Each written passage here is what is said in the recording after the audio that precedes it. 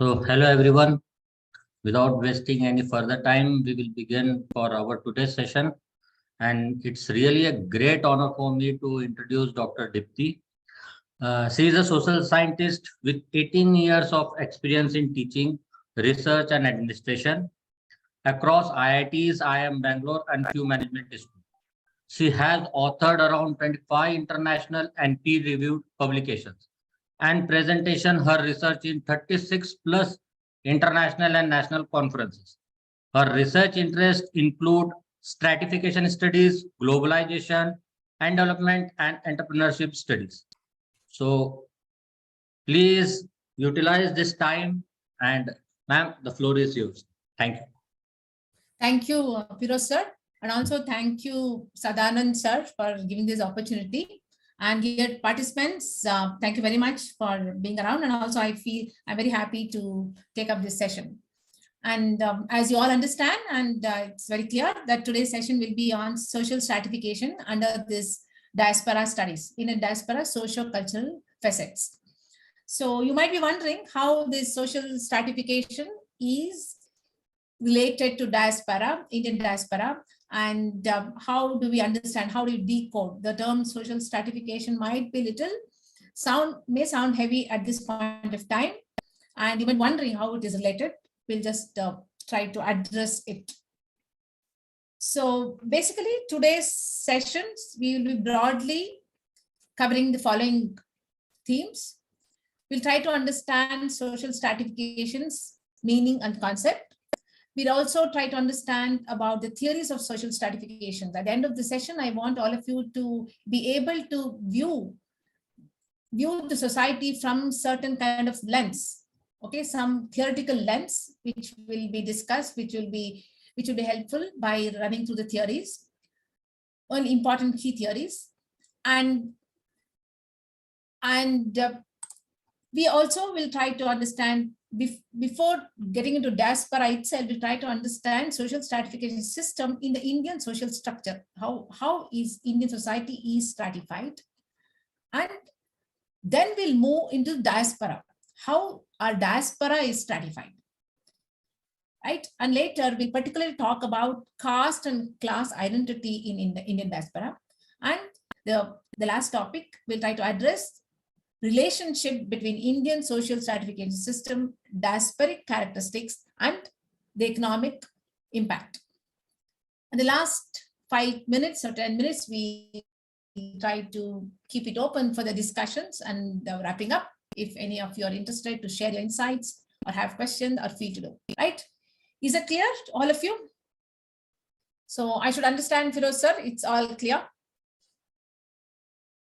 Okay, Yes, we'll start with the first topic. First,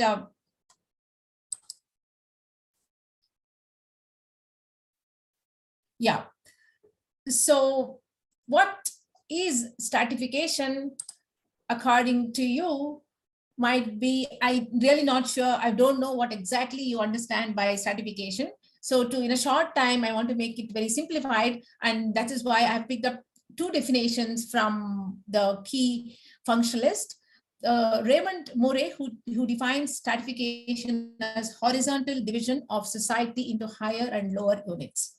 And Tumin defines stratification as an arrangement of any social group or society into an hierarchy of positions that are unequal with regard to power, property, social evaluation, and or social gratification. I picked up these two definitions because of their simplicity. So basically, social stratification is actually refers to an unequal social relationship that exists among individuals and groups in a society. It's a hierarchical positioning of the individuals and the groups in the society, which may be advantageous and disadvantageous in terms of the social rewards. So it's extremely important for us to understand this stratification system. Although it is as old as human civilization, and it's a most inherent characteristics of any society. Like as we discuss, we will come across some of the key concepts like inequality, social hierarchy, social mobility, social change, which you'll understand as we progress. So basically, we try to see that how Indian diaspora is dictated by different stratas. But before then, we'll try to understand what is stratification and how it is affecting the diaspora.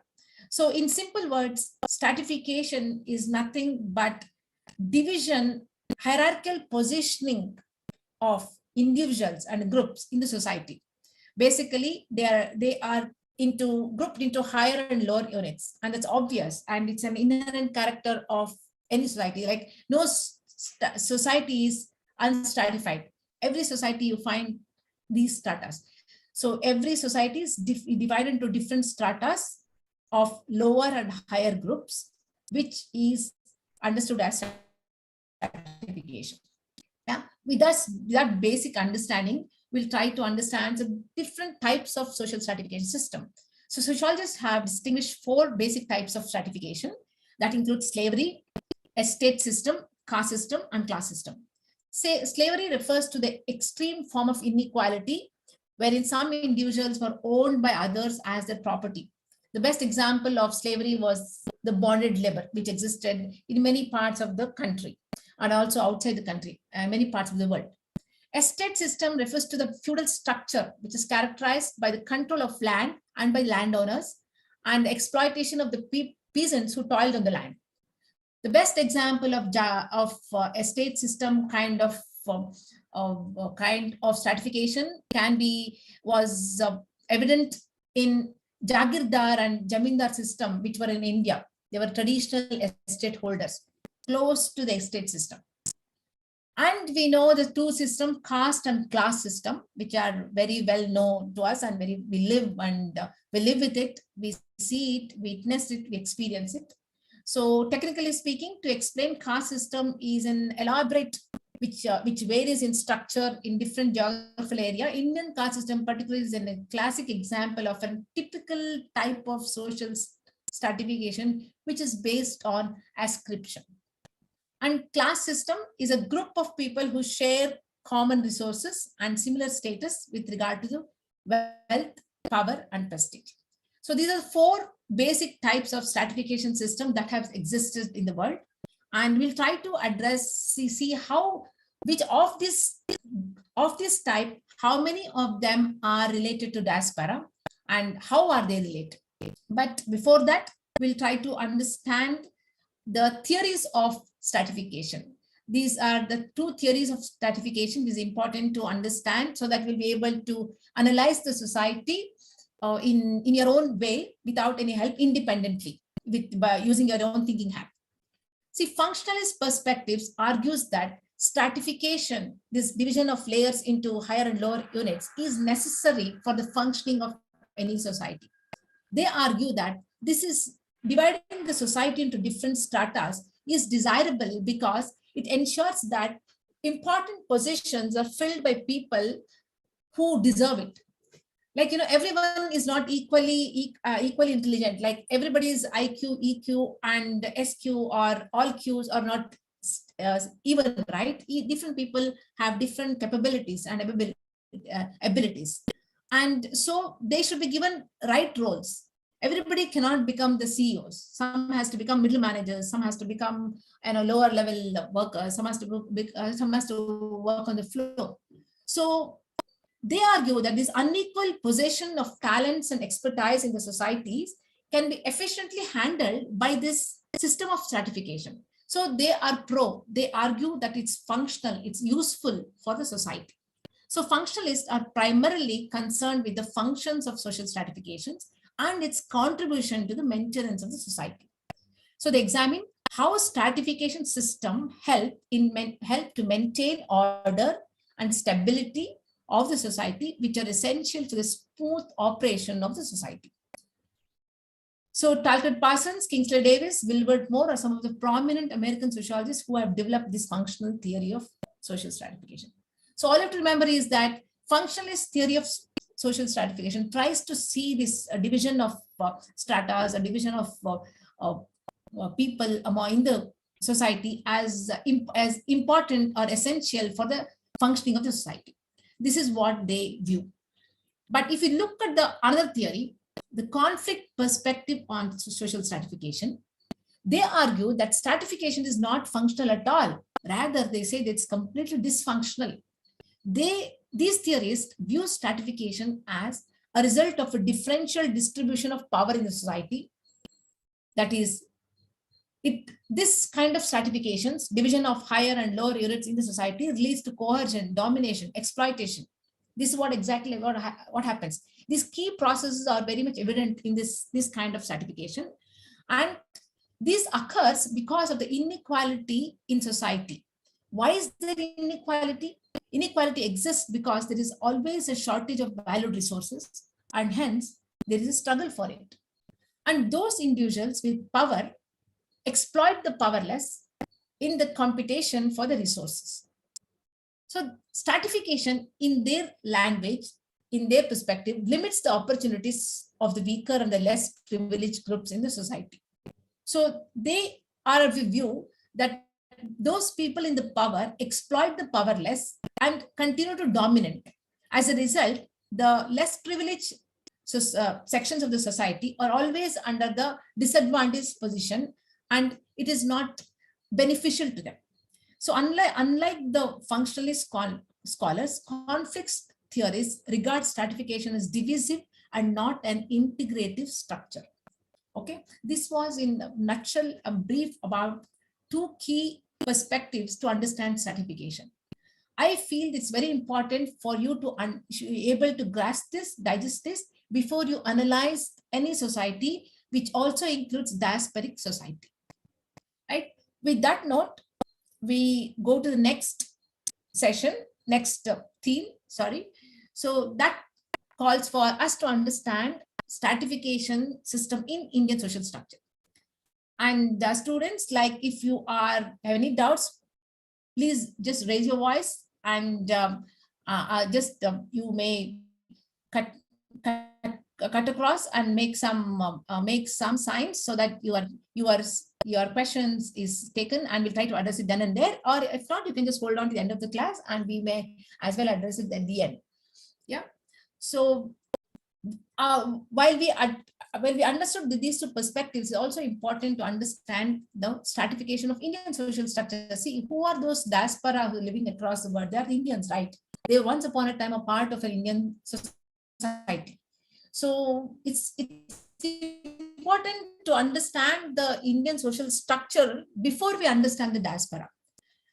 So the question before us is, how is Indians social structure or Indian society is stratified? What are the different stratas that exist in our Indian society? Right?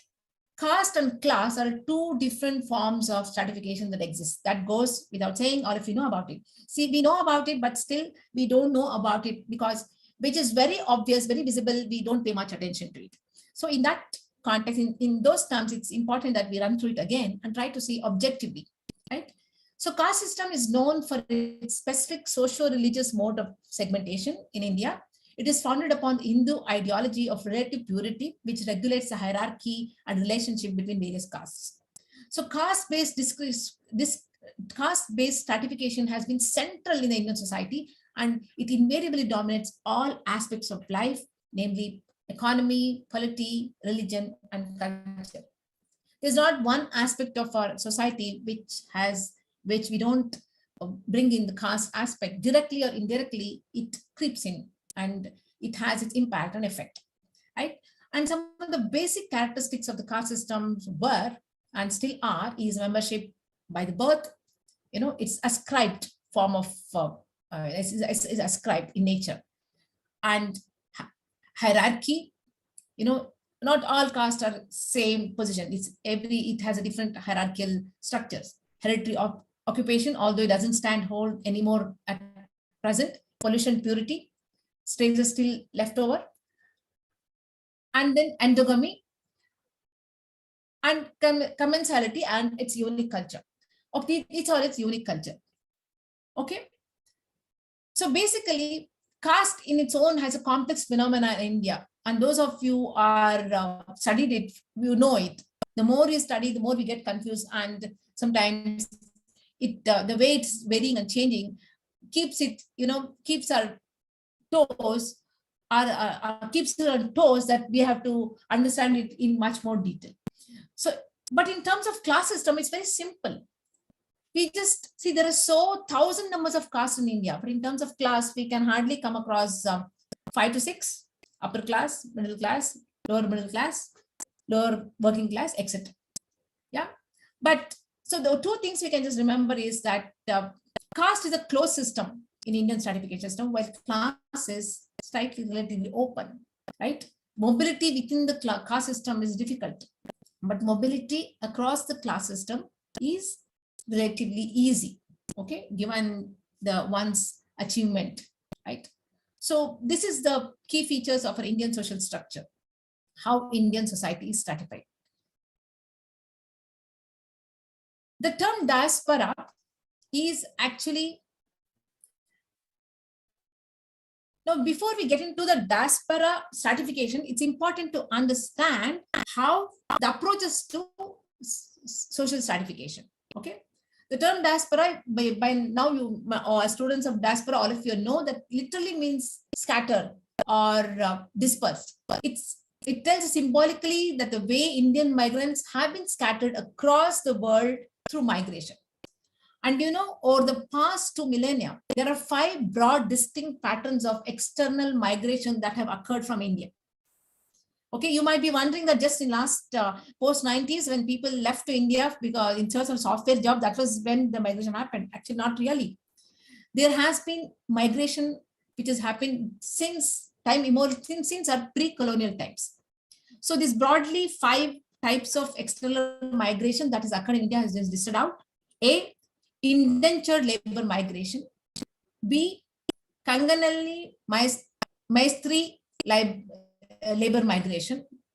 Third, free or passive immigration. 4, brain drain or voluntary immigration to the developed countries. 5th one, labor immigration to Gulf and West Asia. Please remember, while these first 3 forms of the migration that happened from India to outside India to other countries were a consequence of a colonial rule. But the last 2 forms of migration were the result of the post-colonial socio-economic development in India. Yeah. So it is important to address these forms of migrations before you understand the stratification system in diaspora, because you should know what actually constitutes the Indian diaspora, right? Who were actually the constituents of India present, right? So it is these 5 distinct patterns of external migration that occurred from India since time immemorial, right? And let's go to understand each of these system in a nutshell, right?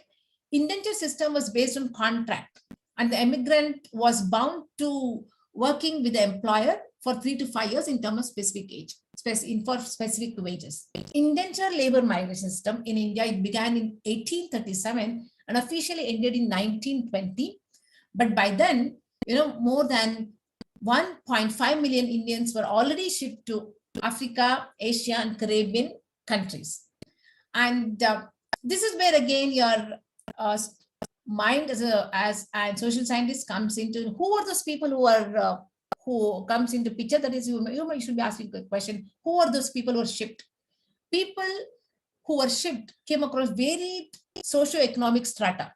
Remember the word strata here. We are using the word stratas. They were not from one particular strata. They were from varied socio-economic strata who entered the indenture labor contracts. And they also included Muslims, religions, Christians, and various caste groups, across caste groups, right? So this was the first most ancient forms of immigration system pattern that took place from India. Roughly around the same period, another system developed, which is known as Kangani or Maestri system. Here, the slight difference between this system, the recruitment pattern under this Maestri or Kangani system were different. This was done by people called Kangani, referring to foremen, and Maestris, referring to supervisors in Tamil language. Okay, these leaders, these Kanganis or the Maestris, directly recruited the migrants from the South India through their networks of their own extended families, kinship, caste group, and the villages. And they were reporting to their colonial bosses of teas, coffee, rubber plantations in Sri Lanka, Malaysia, Burma, etc. So basically, all these workers were sent to these estates to work as laborers, right? While the difference was there was some kind of bonded labor, contract labor system in the Indian system, where in Kangani system, the Kanganis, the foremen or the maestries were accountable to it. They're accountable to everything happened, accountable, and everything happened under their guidance, under their system. So generally they recruited people from their own caste groups, from their own families, and they would mass deport them, the mass migration would happen, and workers would work there. All those people are a form of, are actually a diaspora. They consider a diaspora, current diaspora in different countries. We'll come to it shortly. So as a result, about 5 million Indians, mostly poor Tamils, migrated to different countries. Okay, and these Kanganis and Maistris formed a main link between the management and the labor force. And please note, one of the major reasons for the elaborate emigration from India during the colonial times was the oppressive caste system. Lack of social and economic mobility among the lower castes in India made them to seek better revenues through emigration abroad. And these systems, Kangani system, the Maitri system of contractual labor recruitment, acted as an agency for the mass exodus of unskilled laborers from India. And also, these systems were highly exploitative. And in fact, they were designed deliberately to exploit during the British colonial regime to fulfill the growing demand for labor in various British colonies. The British colonials wanted people, workers. There was no workers there. And so these systems were used so that the workers were exported to those colonies or to those estates where they were made to work. And so in the process, there's a lot of exploitation occurred because of these two.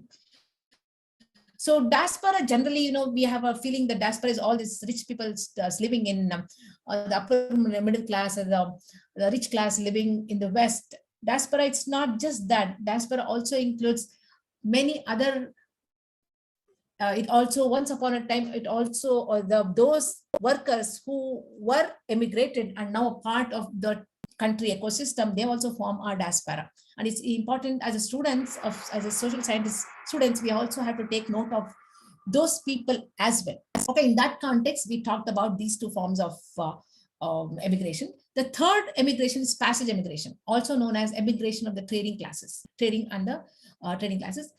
How did it occur? When did it occur?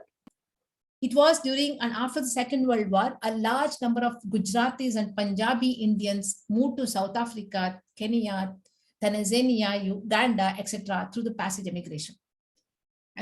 And these were the professional class. And even now, if you go to Kenya or visit any South Africa, especially the African countries, you can find these Gujaratis who still have a firm hold on the business in some of the countries.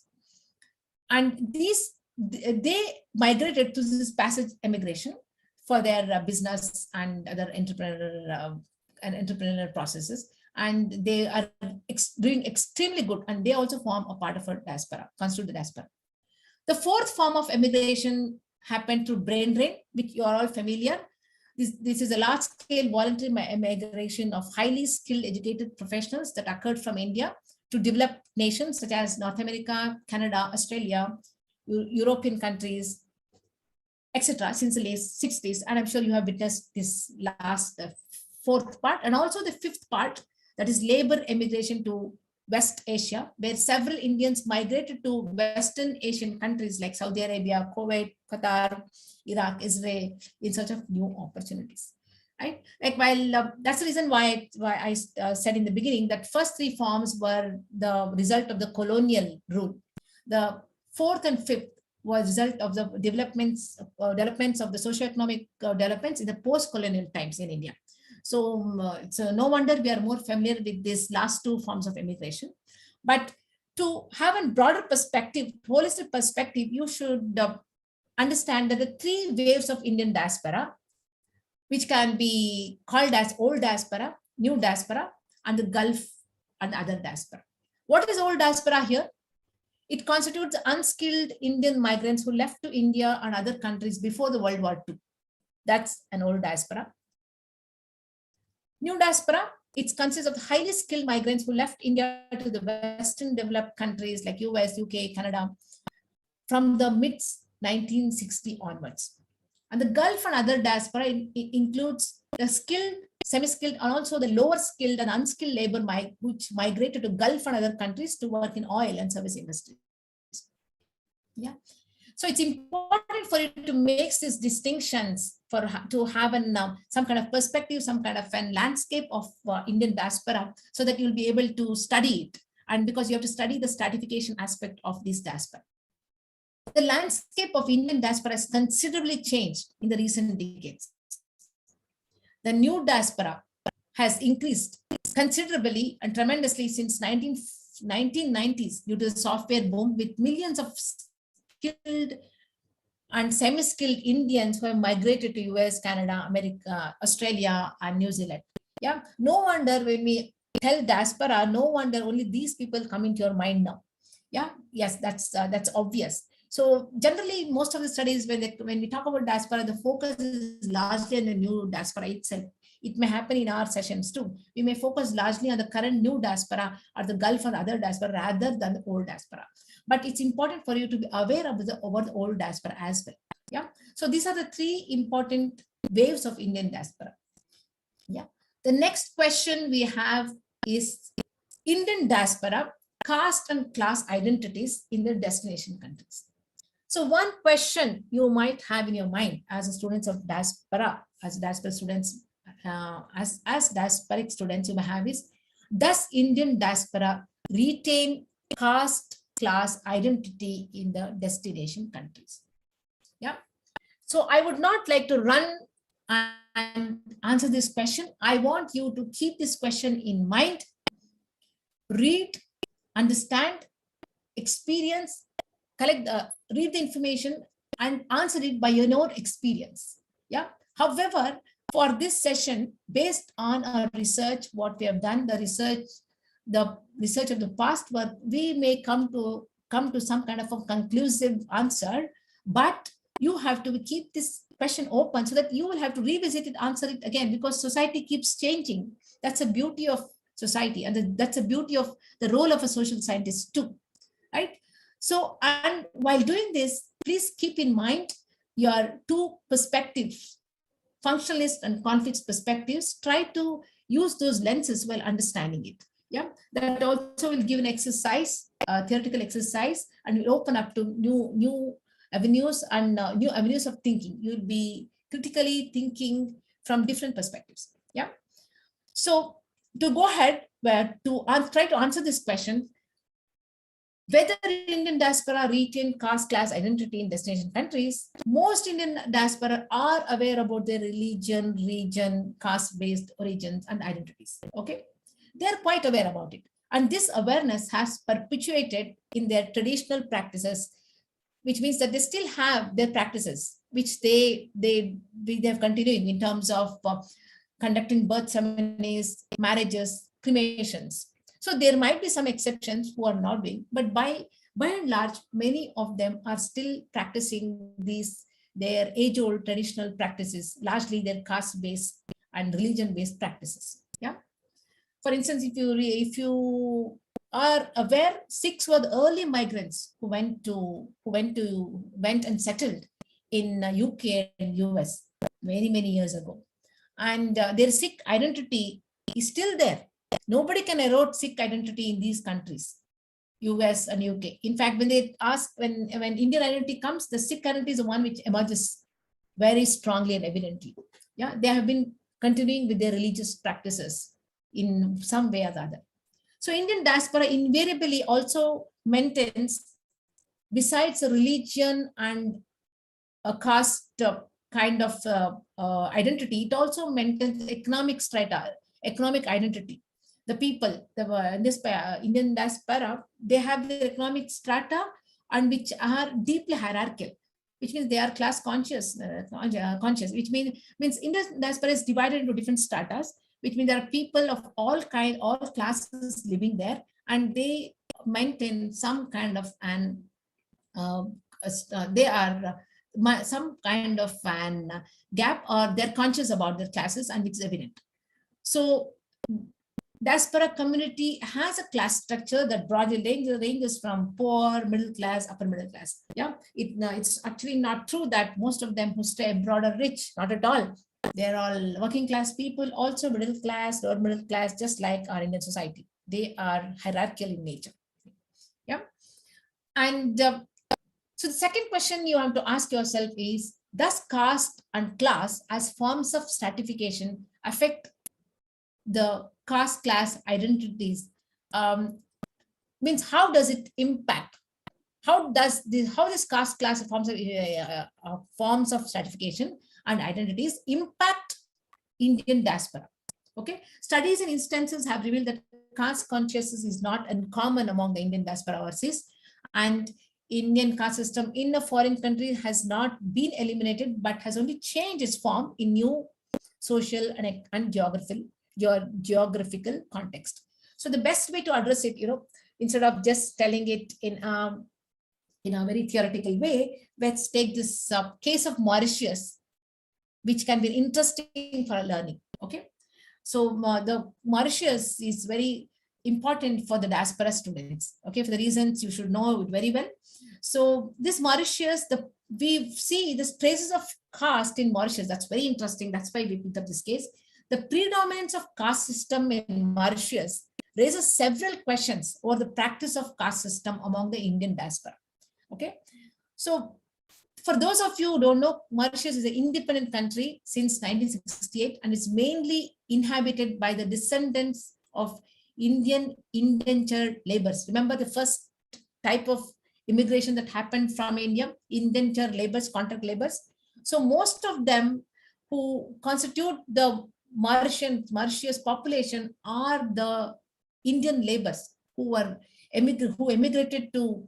went out of India to work in different countries, which also includes Mauritius as an contract laborers. Okay, well, caste is not explicitly formulated in Mauritian social relations. Reality suggests that there is a silent reproduction of caste-based social structure. Why?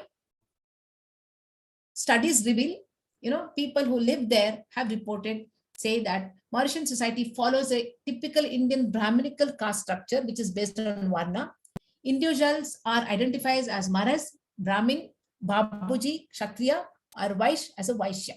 And these three categories are generally known as an high caste as opposed to the low caste. And the subtle practices, there are traces of that practicing of caste system, which, even though they don't call it as a caste system. Yeah.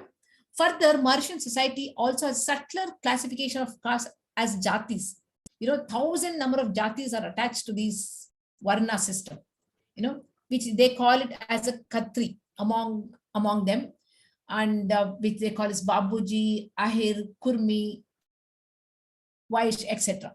Yeah. So further, there are subdivisions and into the family names and the Gotra lineages, which is only found in India, right? When you talk about Gotra, only Indians will understand what is a Gotra, all that system is about. A foreigner will not understand it. But in Mauritius, you find this concept of Gotra and the family is still running, right? So one may ask, how this come about? Did Mauritian also has a caste system in practice? We don't know.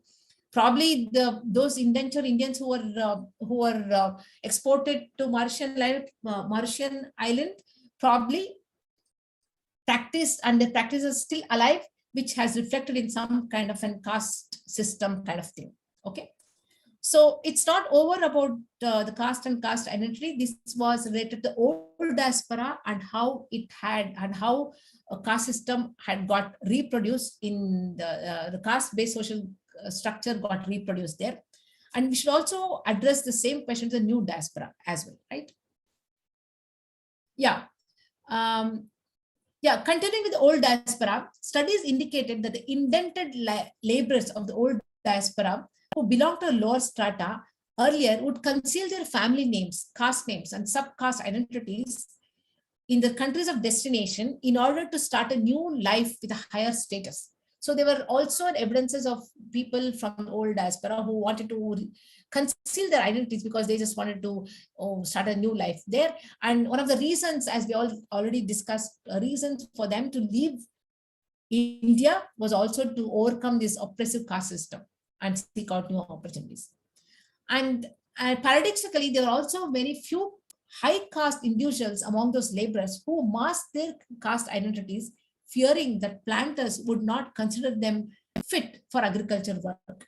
Because if they would pick up or recruit only those people from a certain caste group, because they were physically more like suitable for agriculture work, and high caste individuals who are desperate for some kind of economic opportunity outside would mask their identity so that they could get an opportunity to go abroad. Studies also reveal that. So caste-based discrimination, prejudices did exist in both ways, right, in the old diaspora. And what about new diaspora? Even in new diaspora, these kinds of prejudices is not uncommon. In the United States, a Dalit man who was employed by Cisco had filed a legal complaint following a serious workplace harassment by his upper caste co-workers in 2016. This became a landmark case on caste discrimination in American legal system, which exposed to widespread prejudices against Dalits in Silicon Valley. Remember the year 2016. Till 2016, no such legality had come to the public.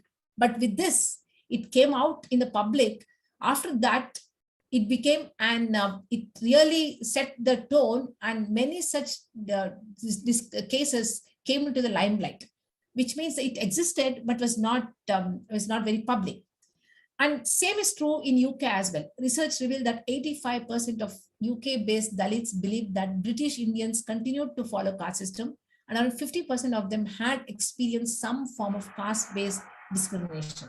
Around 50,000 people are affected, but it only came into limelight in the recent past.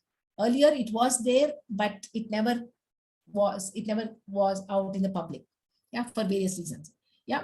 So basically, the point we're trying to come across is that caste and caste identity, particularly, was there in old diaspora who are fighting to overcome it or conceal it, which also is true in the new diaspora also in some ways. Yeah. So there are mixed intellectual views on caste system outside India. Before I start, let me again tell you that, reiterate the two questions. Please, you have to use your own lenses to answer this question. These are just some kind of lead for you to think about the subject. But as social scientists, you have to think about it and try to answer these questions yourself based on your understanding, your reading and experience. Yeah. But this is just some kind of overview we're trying to give, some kind of leads. So the mixed intellectual views on caste system state that some argue that caste system has been gradually reduced in force or accentuated, which means it is not happening outside India. It is gradually getting demolished, or it's out of fashion outside India. This is one argument. The others acknowledge the persistence of caste overseas. They feel, yes, it's persisting. Few others opine that caste have survived even though the systems have failed to establish itself in a foreign soils. Okay, it still have survived. The places are evident there. So there's a mixed intellectual views on caste system. They definitely, Indian, as we said, the Indian society is very complex. So is our diaspora community. It also is very complex, and there's no one straight answer to it. Yes, we can't say that yes, there is a caste, very strong caste and class identity. Class identity, yes, but caste identity is difficult to say a firm yes. And there are also mixed intellectual views on it. And same could be from your side as well. Yeah. You should be open to it, open to understand and experience it. So let's look at the group identity. Indian diaspora is highly organized in destination countries. There are variety of subgroups. Here it's not just caste. There is variety of subgroups based on caste, class, ethnicity, culture, language, religion, professions, which are active in different countries.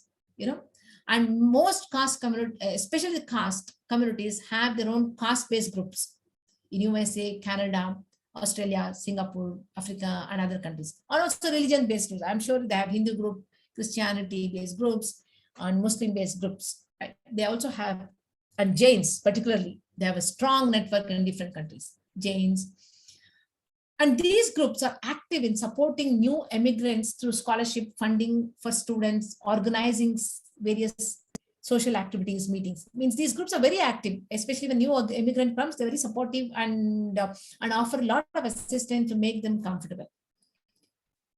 Yeah, so basically we're trying to say that how the group identity emerges from these kind of an affiliations identity and thrives among the diaspora. And although there is subtle discrimination that exists within these groups, for instance, in the particular caste group there, and we know that there are also subcaste. So there are discrimination within that caste group because based on their subcaste and religion and regional communities, etc., and the region they come from. Despite that, many thousands of immigrants have taken support and have availed benefits from these networks. So I've heard of many of my friends who just use these caste-based networks or religious-based networks and have successfully successfully got their scholarships or got their admissions in different universities in these countries and also settled very well. And these kind of groups have been of a major key platform which have supported them despite the discrimination they experience. Yeah. So basically, we are trying to say that despite the cost consciousness, intercaste marriages, and religion consciousness, interrelation marriages among the diaspora are not uncommon. It is there, and as a result of it, there are also emotional and social tensions associated with it, but we cannot negate. So it coexists. There has been discriminations. They are highly caste conscious. At the same time, there are intercaste marriages also taking place among the diaspora within the group, outside the group, etc. Yeah, this was with regard to the group identity.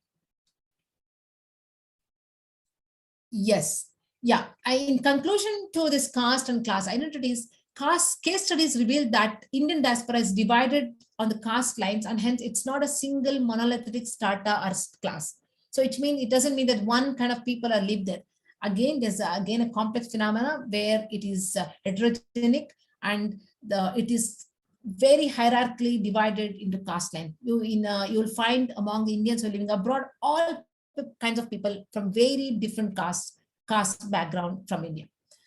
And the best way to address this is that, for instance, the Dalit communities asserting their Dalit identities to protect their interest. So Dalit movement, which was confined to the Indian subcontinent, has broken the national boundaries and serving as interest groups at an international platform in UK and US and other countries. So it is not just anymore limited to Indian Indian subcontinent, but it is traveling across the Indian subcontinent and asserting its identity. So look at the power of this Dalit movement. Yeah, and likewise, Indian diaspora, which is a diverse group, portrays interesting mix of both achieved and ascribed status. While educational and professional achievements of most Indians abroad are a reflection of an achieved status, their caste identities echoes their ascribed identity. Interestingly, people have aware about their both achieved and ascribed status and echo its identities time and then whenever it suits according to their will and wish. It's something, it's very personal to any person.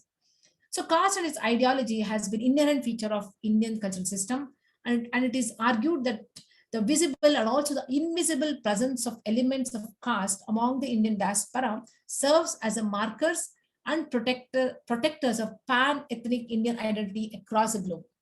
So in simple words, what we are trying to say is that what is unique among the Indians is this caste aspect. Okay, that also is there present among the diaspora aspect. It gets reflected, sometimes visible, sometimes it's visible, sometimes it's invisible. That actually makes an pan-ethnic Indian identity across the globe. Yeah. So now the last part of our discussion, that is Indian social stratification system, diasporic characteristics and economic impact. We're trying to understand the relationship between all of them. So to briefly, Indian diaspora with more than 17.5 million people comprise 6.4% of migrant population and they constitute the largest in the world according to the UN reports, and they're spread in more than 146 countries, which includes United States, UK, Canada, Australia, Singapore, Maldives, Central Asia, Africa, South America, Asia, Pacific region, Southeast Asia, etc. So demographically, culturally, and socially, they reflect the heterogeneous, diverse social group from the Indian soil. So they're rich. They are not they're one homogeneous group. This diaspora is continuously involved in India's development through the remittances and economic investment, besides lobbying for India in international politics and promoting Indian culture abroad. So NRI remittance is close to $69 billion, which is an invaluable contribution to Indian socio-economic development. And they are also acting as an active agents of change, facilitating and accelerating industrial development and boosting international trade. The new diaspora particularly is known for the success stories in business, entrepreneurship, innovation, science and technology, art, medicine, etc. And the success of Indian diaspora in Silicon Valley and their contributions to the growth of IT industries has been globally recognized, and everybody knows it, and you can't understate it, right? And India's experience with the IT industry can be cited as one classic example of the best instances of diaspora-induced development. And it's also not it's also very correct to say that Indian diaspora shares a very symbiotic relationship with Indian IT industries, both reinforcing each other. In a way, most of our diaspora, the new diaspora, constitute the IT professionals. So they're reinforcing each other. IT industry, reinforcing diaspora, and the diaspora also actually strengthening the IT industry, either both of them. So the success of the Indians abroad, namely Satya Nadella, Sudhir Pichai, Sabir Bhatia, and many of them shows that how Indian diaspora have acted as a catalyst in global IT industries and how they have contributed, and they are actually enriching the diaspora in general. You know, the Indian diaspora is coming to the limelight largely because of these contributions of these people. In the recent years, Indian entrepreneurship in the United States, UK, African countries also has received considerable attentions. Yeah, and which is accelerating business relationship between both India and other countries. And Indian leadership in business, trade, and commerce was evident among the old diaspora in the old diasporic countries in South Africa, Uganda. You know, it's not just in US and UK. You can see that Indian business and leadership evidences even in the South African countries, South African countries as well. So this has branded Indian diaspora as a source of well-educated and hard-working professionals. And overall, Indian diaspora has contributed to the success and development of India in the platform. And coming to the question we have to address is how the majority of Indian diaspora population represent the upper middle class and the upper caste and middle class background until very recently. But in the recent years, the new diaspora population also includes individuals from lower caste and caste class segments of the Indian society. And this is possible largely due to the scholarships facility and access to resources and exposure to the education, etc. But if one looks at the caste identity of those who have made immense contribution in different fields overseas, invariably about 90% of the successful Indians abroad belong to the upper caste and middle class. And the studies have also, these are evidences from the studies, so that we cannot also negate it. So IT industries, we know, was very much Brahmin oriented for a long period. In fact, Silicon Valley in California was also hugely dominated by Indian upper caste, who are known for their technical expertise and entrepreneurial resources. So this kind of interplay of caste, class, and religion in India is a complex phenomenon, and it is reflected in diaspora, although invisible in the global stratification system. So despite the multicultural identity and heterogeneous nature of diasporic population, one cannot negate their immense contribution to Indian socio-economic and cultural development as one homogeneous group, that is Indian diaspora. So just to quickly wrap up, all of you still around, I guess. So we understand that almost all societies are stratified according to wealth, power, and prestige. And broadly, we have 4 systems of stratification, namely slave society, estate society, caste society, and class society. And we also talked about 2 major theories of stratification, namely functionalist theories and conflict views. While the functionalist theories view stratification as functional and inevitable to society, conflict theories view stratification as dysfunctional and not functional to society. Caste and class are 2 different forms of stratification that exist and are deeply entrenched in Indian social structure. The interplay of caste and class in India is also reflected in diaspora through obscured and invisible, although it's obscured and invisible in global stratification system. And there are 5 different patterns of external migration that occur from India, that is indented labor migration, Carnegie and Mitre system, free or passenger migration, brain drain, and labor immigration to the Gulf and the West Asia. One of the major reasons for the labor immigration that occurred during the colonial times was the oppressive caste system. And at present, Indian diaspora can be broadly referred to as 3 types, namely old diaspora, new diaspora, and the Gulf and other diaspora. The new diaspora is well organized in the destination countries. There are a variety of subgroups based on region, caste, ethnicity, culture, language, religion, profession, economic strata, etc., which are active in different countries. And these developments consciously influence the Indian stratification system and the vice versa. Despite the multicultural identity and heterogeneous nature of the Indian diasporic population, their contributions to Indian socio-economic and technological development as and one homogeneous group stands tall. Now, with this note, I would like to conclude this session. I would be happy to take any questions or to share your perspectives. Sir, you can share your perspective. No, it's thank you, ma'am. But let the students know what they want. Oh, sure. Yeah, we have 5 minutes time. Yes, Sahana, you may speak. Yeah, hi, ma'am. Yeah, hi. Yeah, thank you for such a lovely presentation and information.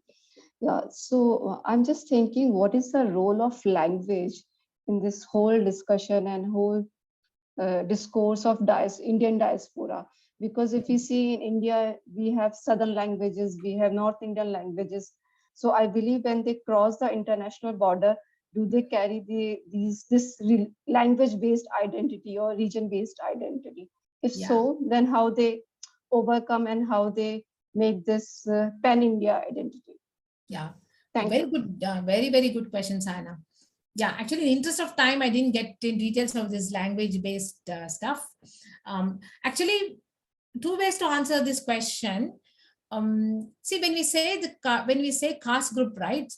Caste group, and we thought invariably these caste groups again are the particular caste group speak the same language. Automatically, these caste groups are driven by the one particular language group. Yeah, so in that way, their that's how they push their identity, and it becomes stronger. Yeah, see, for instance, Tamil identity is so strong in Western countries, right? Because of the language. That is that is one way of answering trying to answer the question, saying that how because their linguistic identity is what is actually making them strong, making them be together, making them as a powerful platforms or interest group among them. See, like, okay, he speaks the same language. Let me give his, you give reference to him, or you recruit that person who knows your language, because you are your country cousin and you speak you share the same linguistic identity. But another broader thing I thought you are trying to ask is that what is the role of language? Is one language which is holding all this diaspora together? In my understanding, I think English is the one which is holding together rather than Hindi. Okay. To understand in a macro way, somewhere I think English language is what is actually holding us together, whether we like it or not. Oh, okay, ma'am. Thank you. Yeah. And but the first part of the question is what I think much more deeper, that it is playing a very, very strong role. See, for instance, Delhi, like if you guys are living in Delhi has such strong interest group, right? When I go there, their Kannada group, which tells me that why don't you come and stay us, and a strong Kannada identity there. And I'm sure all language groups in Delhi has a platform. Similarly, same way happens in New York. Same way happens in Sydney, Melbourne. Oh, there's one Kannada family, and the very few 4 or 5 Kannada families are best of friends there. I mean, different linguistic. Kannada was just an example I gave. So I feel it's a very deep role it is playing, although it is not very visible or evident. Ma'am, I'm just thinking, is there language-based organization as well to hold the diasporic community in abroad, in UK, USA, or in other countries? Yeah, may I know your name? Is it same Sahana there? Yeah, yes, ma'am, Shahana. Yes. Yeah, Sahana. Yeah, I think that is what we try to answer in the first part of the question, that the most of the caste-based platform are driven by a particular language. See, tell me you just try to understand. See, caste is a form of stratification, right? What is the important feature of the caste? They have a common language, at least roughly. Ma'am, what I understood when we talk about caste, there are different castes in Hinduism. Then when we talk about Indian Muslims, we also have different castes. But I believe region-based languages, of course, but caste-based languages, I'm little confused about it. Yeah. Okay, region-based caste, which is located in particular region, normally have a common language, unless until now people have migrated and they have different languages picked up. If they are from the same region, then they're likely that they have a common language. So basically, to simplify it, many of the caste-based groups are driven by a particular language. Okay, but which will take care of the language. But if you're asking about is it a language based linguistic group, okay, some call it as caste based group, some call it as a language based group. That's all I'm trying to say. But if you dig into, although outside it looks like a language based group, if you dig it, actually if you dig it, go a bit deeper, there are evidences of caste which is holding them together. We are just trying to address the same thing. So what you say as caste-based group is actually /language-based group as well. Okay, but broadly, I think language-based group is much more broader, because within that language, it also includes different castes. For instance, Punjabi has a regional language, as a regional language group, attracts a lot of people abroad, right? But within Punjabi, there are different castes.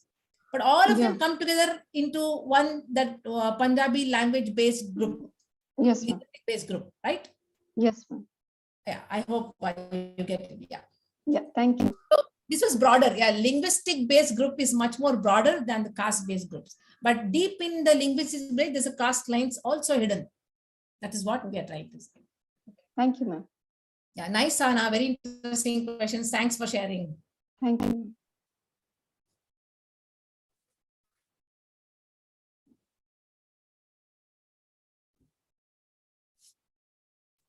Any more questions? Firoz sir, your insights, please.